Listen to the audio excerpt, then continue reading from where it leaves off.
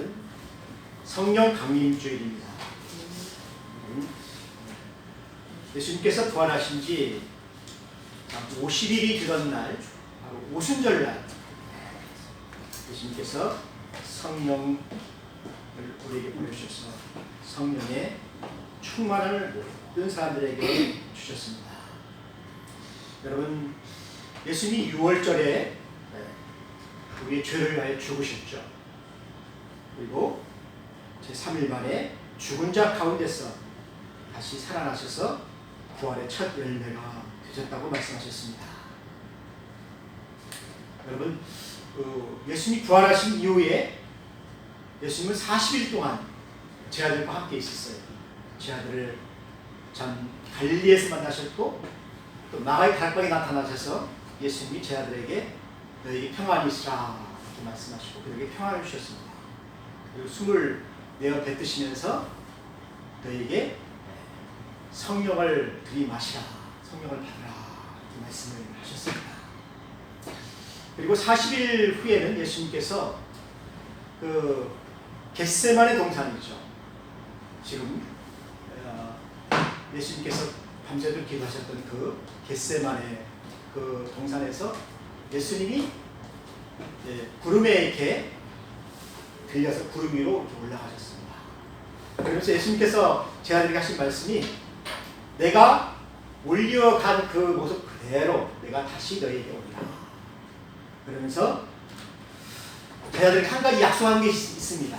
물론 이것은 예수님께서 다락방에서도 설교하실 때 약속을 하셨지만은 승천하시기 전에 예수님께서 제 아들에게 약속을 하시는데 너희들은 예루살렘을 떠나지 말라. 그리고 너희 아버지께서 보내주시고 약속하신 성령님을 기다리라. 그래서 성령의 너희들이 능력을 받게 되게 되면은 너희들이 예루살렘과 온 유대아와 사마리아와 땅끝까지 너희들이 나아가서 내 증인이 될 것이다. 복음을 위하여서 일할 것이다. 일할 수 있는 일꾼이 되게 하는 것이 바로 성령의 임하심이라는 것입니다. 사랑하는 성도 여러분, 그래서 이 참 예수님께서 부활하신 지 50일 되는 그날에 예수님께서 아버지에게 가서 아버지에게 부탁해서 성령을 보내셨어요. 그래서 성령님이 오시는 그날이 바로 오순절 날입니다. 그래서 여러분 오순절 교회가 있죠. 오순절 교회는 성령이 임하는 그것을 기념하는 교회입니다. 그래서 우리 참 장로교회도 이 성령의 그 오심을 기리기 위해서 성령 강림주의를 지켜요. 여러분, 그래서 이 성령이 오신 이날은 오순절인데 이 오순절 때부터 또 추수가 시작된다는 것입니다. 여러분, 그래서 오순절은 맥추절이라고 합니다. 그래서 6월절 때 참 초실절을 지내죠. 초실절. 첫 익은 열매를 갖다가 한 날 비워가지고 하나님의 제단한테 딱 드리는 것입니다. 그런데 그 미리 이제 다 밀과 보리가 다 익는 그 시기가 바로 오순절입니다. 오순절. 그때부터 이제 모리를 다 베게 되는 거예요. 이게 바로 맥추절이라는 것입니다. 그래서 이 맥추절에서부터 시작해가지고 보리를 베기 시작해서 이제 한 4개월 정도 계속 추수를 하는 거예요. 보리도 베고 밀도 베고 뭐 여러 가지 곡식들을 다 추수를 해서 수장절이 되게 되면은 모든 곡식을 다 거두어서 창고에 집어넣게 되는 거죠. 그리고 나서 나팔을 불러서 이 축제를 하게 되는 것입니다. 사랑하는 성도 여러분, 그래서 이 오순절은 축제일입니다. 추수하는 날이에요. 그래서 오늘 말씀에서도 이렇게 읽어봤지만은 모든 이 참 유대인들은 다 예루살렘에 모이게 되는 것입니다. 장사하러 먼 데로 간 사람들, 또 먼 데에 가서 사는 사람들. 여기 보니까 어디에서 왔습니까? 바데인과 메데인과 엘람인과 메소포다와 유다와 갑바도기와 본도와 아시아 막 여러 군데에서 유대인들이 모여서 예루살렘으로 예루살렘으로 모이게 되는 날이 바로 오순절 날입니다. 근데 그날에 제자들은 어디에 있었습니까? 마가의 다락방에서 기도하고 있었어요. 왜 기도하고 있었냐면은 예수님께서 말씀하셨잖아요. 아버지께서 약속하신 위로부터 능력을 덧입는 성령님을 기다려라. 그래가지고 제자들이 마가의 다락방에서 예수님이 승천하신 이후에 그들이 고아가 되었잖아요. 마가의 다락방에서 문을 닫고 간절히 성령님이 임하시기를 기도하니까 기도할 때에 성령이 임하시게 된 것입니다. 그 성령이 어떻게 임하셨습니까? 성령이 임하시니까 호련히 하늘로부터 급하고 강한 바람 소리가 들렸다는 것입니다. 그래서 그들이 다 같이 한 곳에 모여서 한 마음으로 간절히 기도하기를 성령님 오시기를, 성령의 충만함 받기를, 위로부터 오는 능력을 덧입기를 간절히 기도하니까 하늘로부터 급하고 강한 바람처럼 아주 막 순식간에 막 바람 소리 같은 것들이 확 불면서 성령이 그들 위에 임하게 된 것입니다. 보니까 급하고 강한 바람 소리라고 했어요. 그래서 앉은 온 집에 가득하였다.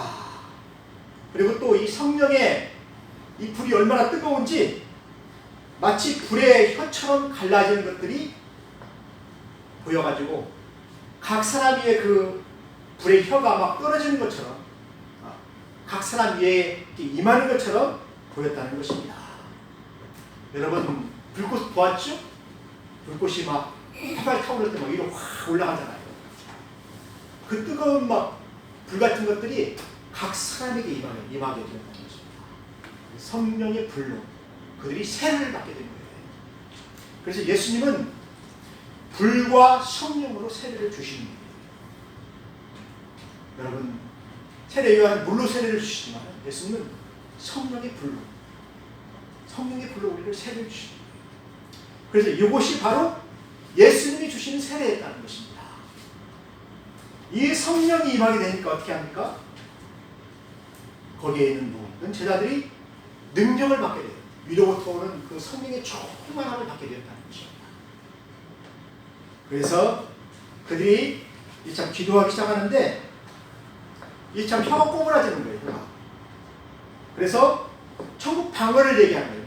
방언으로 막 설교를 하게 됩니다. 이야기를 하게 됩니다. 그래서 여러분 2장에 보게 되는 베드로의 설교가 나오죠. 베드로가 거기에서 막 설교를 하게 되죠. 설교를 하게 되는데 어떤 사람들이 뭐였습니까? 바데인과 메데인과 엘람민과 메소포타미아와 유다와 갑바도기와 본도 아시아 모든 족속들이 다 모였는데 그 나라 방언으로 그들이 들을 수 있도록 하나님께서 역사하셨다는 것입니다. 공중에서 하나님께서 성령을 통하여 그들의 언어로 들을 수 있도록 통역을 하셨다는 것입니다. 이거 참 신기하죠? 내가 여기서 한국말로 설교를 하는데 뭐 기계도 없는데 막 영어로 들리고요, 막 프랑스어로 들리고 독일어로 들리고 막 애국말로 이렇게 들리고 아랍말로 들리고 막 들렸다는 것입니다. 이것이 바로 성령의 이제 이 참 언어를 듣게 하시는, 복음을 듣게 하시는 그러한 능력이었다는 것입니다. 이게 첫 번째 성령의 기력이에요. 여러분 바벨탑 이후에 하나님께서 언어를 혼잡게 하셨잖아요. 그래서 말이 안 통하게 만들었잖아요. 여러분 여기 미국 사람 있으면 말을 못하잖아요. 우리 말이 안 통하니까. 뭐 러시아 사람들 오면 어떻게 우리가 대화를 할 수가 있나요? 말을 못하잖아요. 말이 안 통해요. 그게 바벨탑 이후부터 계속해서 언어가 갈라지고 그래서 온 사람이 흩어지게 만들었습니다. 그런데 이제는 하나님께서 추수할 때가 되니까 흩어진 사람들을 다 모으고 예루살렘에서 같이 예배하게 하시고 예루살렘에서 복음을 듣게 하시는데 이제는 그들이 자기들의 나라 말로 복음을 듣게 되었다는 것입니다. 이것이 바로 성령의 역사예요. 원래 선교 역사도 마찬가지입니다. 많은 선교사들이 성경을 번역하지요. 부족들의 많은 성경을 번역하지요. 그리고 선교사들이 그 언어를 배워서 그들에 가서 그들의 말로 복음을 전하잖아요. 그런데 참 이상한 것이, 저도 선교사 생활 한 20년 해봤지만은 선교사들이 언어를 빨리 배워요. 또 선교사 강아들이 언어를 잘해요.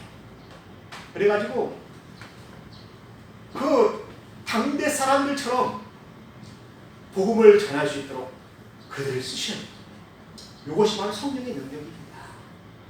성령께서는 그 일을 하실 수가 있는 거예요. 우리에게 말을 잘 할 수 있도록 하시고 그럴 수 있게 하시고. 그래서 베드로가 설교할 때 각 사람들이 자기들 나라의 방언으로 듣는 것을 듣고서 나는 깜짝 놀랐어요. 아니, 베드로가 원래 로마말을 모르잖아요. 그런데 자기들이 듣는 데는 로마말로 들은 거예요. 그러니까 저 무식한 사람이 언제 로마말을 배웠나 하면서 그들이 깜짝 놀랐어요. 그래서 그들이 다 놀라면서 당황하였다는 것입니다.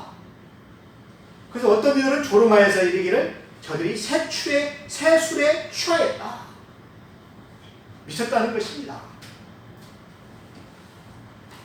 그러한 신기한 일들이 예루살렘에서 시작이 되는 것입니다. 어떻게 시작되었습니까? 그들이 성령의 충만한 은혜를 받게 되니까 그들이 마가의 다락방에 나와서 복음을 전하지 않을 수 없었다는 것입니다.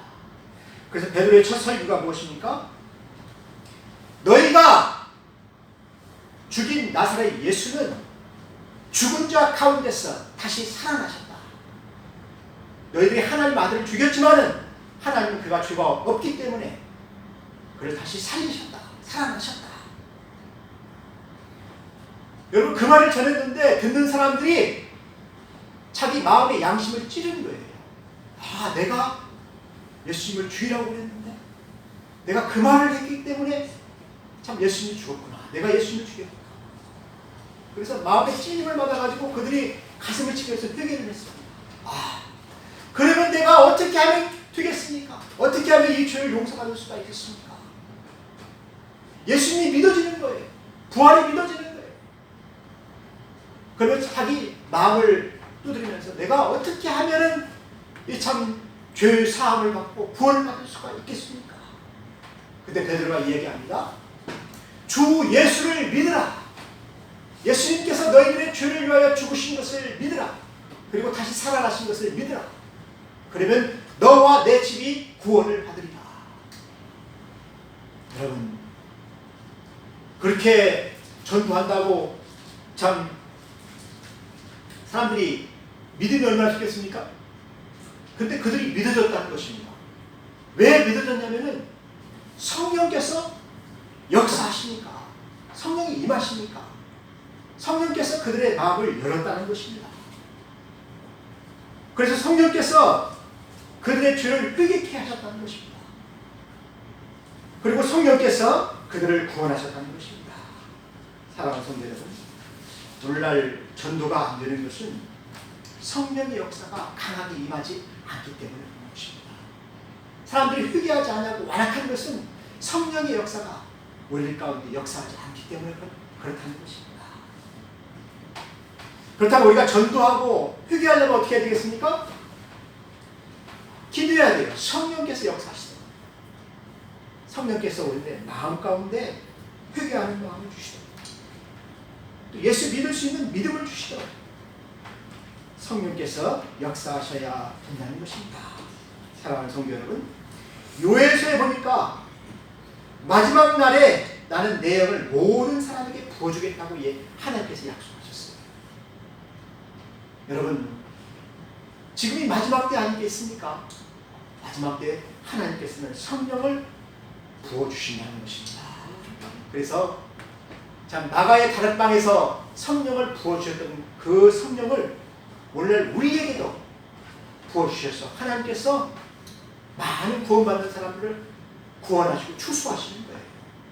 그래서 이 맥주절에서부터 시작돼가지고 수장절까지 4개월 동안은 추수하는 때입니다. 그래서 이 4개월은 이방인의 추수하는 날이에요. 그리고 이방인의 추수가 다 끝나면은 또 유대인들이 회개합니다. 그래서 유대인들이 다 회개하고 나면은 이제는 천년 왕국이 시작되었어. 이 땅의 모든 추수가 다 끝나고 천년 왕국이 시작되는 것입니다. 여러분, 예수님 이후에 2000년 동안 이방인들의 추수 때가 있었어요. 이제는 유대인의 추수 때입니다. 유대인들이 다 추수하게 되면 이제 마지막이 임하게 되는 것입니다. 그래서 이 요엘은 그렇게 얘기했어요. 내 영을 모든 사람에게 이렇게 모든 족속과 방백과 백성들에게 부어주시는데 모든 사람들이 이제는 성령을 받고 너희 자녀들이 예언을 하게 될 것이다. 젊은이들은 환상을 보게 될 것이다. 늙은이들은 꿈을 꾸게 될 것이다. 여러분, 젊은이들은 하나님의 말씀을 전하게 된다는 것입니다. 하나님의 말씀을 듣고 하나님의 말씀을 많은 사람들에게 전하는 젊은이들이 되시길 바랍니다. 그리고 환상을 본다는 거예요. 하나님의 그 비전을 본다는 거예요. 비전. 이것이 바로 젊은이들이 해야 될 일입니다. 늙은이들은 꿈을 꾼다는 것입니다. 늙어서도 꿈을 꾼다는 것입니다. 미래가 있다는 것입니다. 여러분, 나이 먹은 사람들 할 일이 없잖아요. 근데 이 사람들이 성령을 받게 되게 되면은 꿈을 가지고 은퇴하고 나서 선교사로 나가요. 선교사로 나가서 참 선교사들을 도와주고 교회를 세우십니다. 이런 큰 일들을 하게 된다는 것입니다. 그래서 예수님의 제자들이 어떻게 살았습니까? 예루살렘에서 복음을 전하였고 또 유대에서 복음을 전하였고 그들이 사마리아까지 갔지 않습니까? 그리고 바울이 1차, 2차, 3차 전도 여행을 통해서 땅끝까지 복음을 전했는데 그때 예수님의 제자들도 땅끝까지 퍼져서 복음을 전하였어요. 여러분, 도마 복음을 알잖아요. 도마가 인도에 가서 복음을 전하다가 톱에 켜서 죽었다는 것입니다. 베드로는 로마에 가서 거꾸로 십자가에 매달려서 죽었습니다. 여러분, 오늘날 고고학자들이 참 이야기하는데 우리나라에도 도마가 왔다는 것입니다. 도마가 가야에 왔다. 가야 시대에 도마가 왔다는 그런 고고학적 증거들이 다 있습니다. 이 도마가 땅끝인 우리 극동이잖아요. 극동. 맨 동쪽에 있는 나라가 바로 해 뜨는 나라, 우리나라 아닙니까? 여기까지 도마가 복음을 전했다는 것입니다. 왜 그들이 그렇게 했습니까? 성령의 인도하심에 따라서 성령의 능력을 받고 그들이 복음을 전하게 된 것입니다. 사랑하는 성도 여러분, 성령은 참 누구든지 예수를 믿게 할 수도 있고 누구든지 참 주라고 신할 수 있게 하시는 그분이 바로 성령님이시라는 것입니다. 여러분, 그래서 성령을 따라서 우리는 지식의 말씀을 듣기도 하고 또 지혜의 말씀을 깨닫기도 하고 성령을 따라서 믿음을 가지기도 하고 또 성령의 또 능력을 받게 돼요. 성령은 우리에게 능력을 주신다는 것입니다. 또 예언을 하게 하고 영들을 분별하게 하고 또 방언을 말하게 하고 또 통역하게 하고 그래서 우리가 한 성령으로 세례를 받았다. 13절에 그렇게 얘기하고 있습니다. 고린도전서 12장 13절에 보게 되면은 한 성령으로 세례를 받아 한 몸이 되었고 또한 다 성령을 마시게 하셨느니라. 예수님께서 막 불어넣으셨잖아요. 코로 하나님이 생기를 우리 코에 불어넣으신 것처럼 예수님도 제자들에게 숨을 들이마시면서 너희들이 성령을 받아라 그랬지 않습니까? 그래서 우리는 성령을 마시게 하셨다. 왜 그렇게 하셨습니까? 하나님이 교회를 위하여서 하나님 교회를 세우기 위해서 모든 사람들에게 성령으로 역사하신다는 것입니다. 그래서 오순절 성령은 예수를 믿게도 하고 전도도 하게 하고 또 방언과 예언도 하게 하시지만은 성령님은 또 우리에게 하시는 일이 많습니다. 성령님은 우리에게 무엇을 얘기하시냐면은 예수님의 말씀을 깨닫게 하신다는 것입니다. 예배 드릴 때 말씀을 전파하게 되면은 그 말씀을 깨닫게 하신다는 것입니다. 여러분, 성령님은 하나님이시죠. 그래서 하나님의 일도 참 하나님의 영 위에는 아무도 알지 못해요. 그러니까 성령님이 하나님의 일을 다 알고 계신다는 것입니다. 여러분, 고린도전서 2장 11절에 보게 되니까 하나님의 영 위에는 하나님의 일을 아무도 알 수가 없다. 그러니까 성령님이 그 비밀을 알고 계십니다. 또 성령님은 하나님의 깊은 것까지도 다 통달하신다. 그렇게 얘기하고 계세요. 그리고 우리 마음속에 있는 모든 것들도 다 성령님이 알고 계신다는 것입니다. 여러분, 아나니아 삽비라가 땅을 훔쳤잖아요. 거짓말을 했잖아요. 근데 그것도 성령님 아시잖아요. 네가 왜 성령을 속이느냐. 성령이 다 우리의 깊은 것까지도 다 아신다는 것입니다. 근데 그 성령님이 오셔서 하나님의 일을 깨닫게 하시는 거예요. 말씀을 깨닫게 하시는 거예요. 또 우리를 인도하시는 거예요. 의의 길로 인도하시고 우리를 예수 닮게 하시는 거예요. 그리고 성령님은 또 한 가지 하는 일이 있습니다. 우리의 연약함을 아세요. 우리의 연약함을 아시기 때문에 우리가 참 마땅히 빌바를 알지 못할지라도 성령님이 탄식하면서 이 사람을 위하여 기도해 준다는 것입니다. 여러분, 목사님이 성도들을 위하여 기도하듯이 성령님이 우리를 위하여서 기도해 주신다는 것입니다. 우리는 마땅히 빌바를 알지 못하지만 그가 탄식하면서 우리의 탄식을 위하여서 하나님 앞에 탄식하며 기도한다는 것입니다. 그리고 요한복음 15장에 보게 되면 진리의 성령이 오셔서 예수님을 증거하신다는 것입니다. 그러니까 누구를 만나든지 간에 예수를 증거하게 하신다는 것입니다. 그리고 예수님 가운데로 인도하신다는 것입니다. 그래서 예수님께서는 우리에게 말씀하셨어요. 누구든지 목마르거든 내게로 와서 이 성령을 마셔라. 성령을 받으라. 라는 것입니다. 우리는 성령 강림주의를 맞이하여서 바로 이 성령을 받아야 돼요. 성령의 세례를 받아야 돼요. 능력을 받아야 돼요.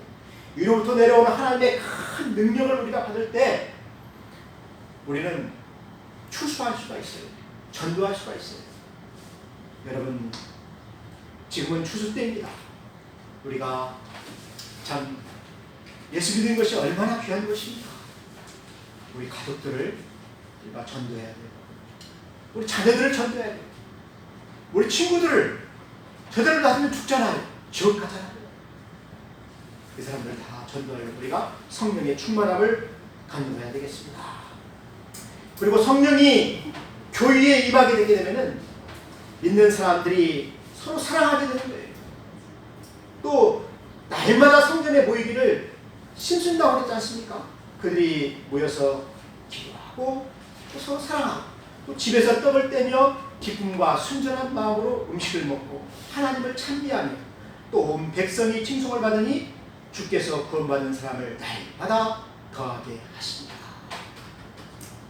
사랑하는 성도 여러분, 참 이러한 그 성령님을 우리가 받았는데 우리가 성령을 근심케 하는 죄가 있어요. 참 전도를 막는 죄가 있어요. 이런 모든 것들을 우리가 성령을 근심케 하지 말라라고 에베소서에서 이야기하고 있지 않습니까? 두 번째로는 데살로니가전서 5장에 보게 되면은 이러한 성령을 소멸하지 말라는 것입니다. 우리가 죄를 지게 되면 성령을 소멸하게 돼요. 또 말씀을 듣지 않게 되면은 성령의 충만함을 소멸하게 돼요. 그래서 우리가 무기력한 자가 되게 된다는 것입니다. 사랑하는 성도 여러분, 참 성령 강림주의를 맞이하여서 우리는 성령의 충만함을 다시 덧입어야 됩니다. 덧입어서 성령의 도우심을 받아야 되고 교회가 부흥해야 돼요. 코로나로 인해서 우리가 좀 움츠러졌던 이 교회가 저는 이 성령 강림주의를 맞아야 다시 한번 부흥했으면 좋겠어요. 다시 모이기에 힘쓰고 기도하기에 힘쓰고 새벽 기도가 살아나고 선지자들을 파송하고, 그래서 우리 가운데는 평강이 임하게 되고 경제가 발전하고, 참 그런 참 성령 강림 주일이 되었으면 좋겠습니다. 여러분에게 이런 성령의 가장 큰 은혜가 임하기를 주의 이름으로 축원합니다. 우리 다 같이 기도하겠습니다. 하나님 아버지 감사합니다. 구하는 자에게 가장 좋은 것을 참 주신 하나님 아버지, 우리에게 성령을 주셔서 감사합니다. 성령님으로 말미암아 우리의 삶이 변화되게 하시고 하나님의 사랑으로 능력을 받게 하시고 참 하나님의 귀한 일들을 감당하는 사람들이 다 되게 하여 주시옵소서. 예수님의 이름으로 기도하였습니다. 아멘.